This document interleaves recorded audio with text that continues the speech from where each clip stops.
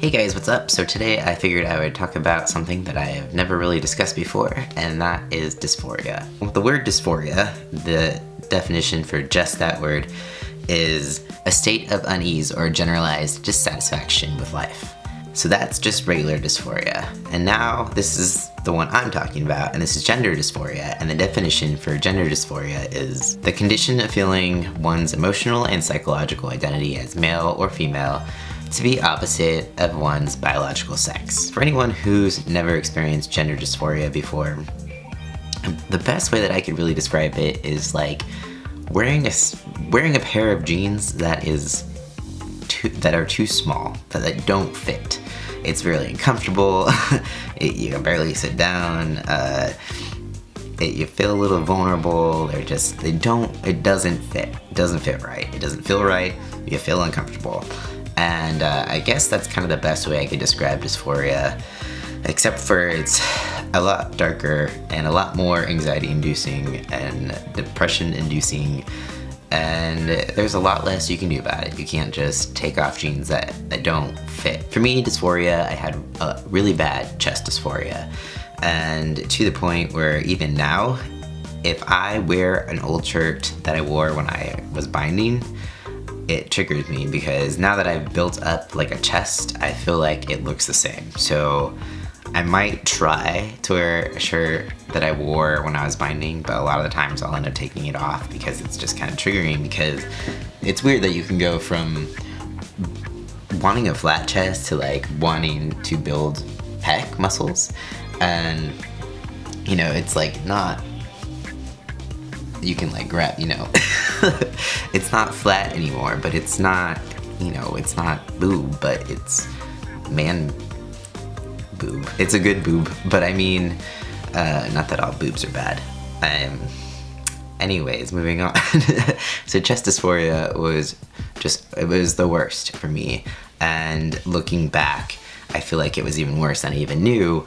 A lot of times I would rather stay home and not really go out or do anything, just because it did make me feel so self-conscious. And it was even worse when it was that time of the month. Like they just wouldn't bind, or if I had old binder and it just didn't do the job, it was horrible. And then after top surgery, it kind of gravitated downwards. So it's like the hips, and my hips were always a thing, but my hips and the lower area, and I feel a lot of dysphoria in the lower area too, especially when I am dating or thinking of dating. I think I just automatically feel like I'm not enough, and I know that's not correct, but I mean, it just really focuses my mind on that area. And even when it's not comes to dating, I just find myself avoiding like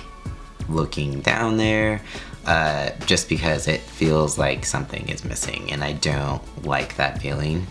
Luckily, I am having phalloplasty, so that's pretty awesome. I think dysphoria is something that is going to be a lifelong battle, but luckily there are things to relieve the symptoms, like top surgery is such a relief. I wish that everyone who needs top surgery could get top surgery, because it is life-changing. And if that's you, don't worry, you will get it someday. I never thought I'd get there, but I got there. And so phalloplasty too, I never thought that was going to be possible, but insurance is now paying for things more than ever.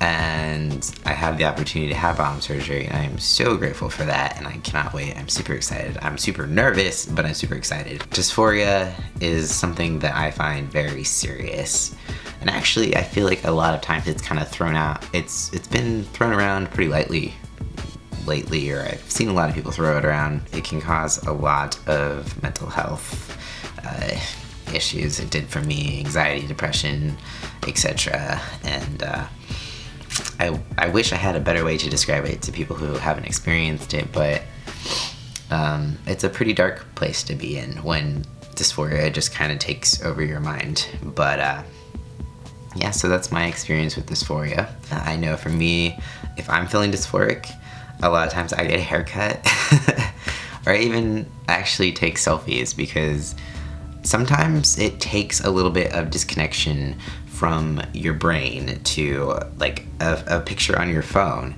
If you take a picture and you look at the picture instead of looking at the mirror, sometimes it looks different. I don't know what it is, but sometimes that does help me. Or if you do like, if you're already started testosterone in your medical transition, if you do like a comparison photo, that also is something that's helped me get through dysphoric moments. Do something that makes you feel good, even if it's maybe just watching Netflix. Whatever makes you feel good. That's how I fight dysphoria. Let me know what you guys do when you have dysphoria, what helps you, what you're most dysphoric about, if you feel like sharing that.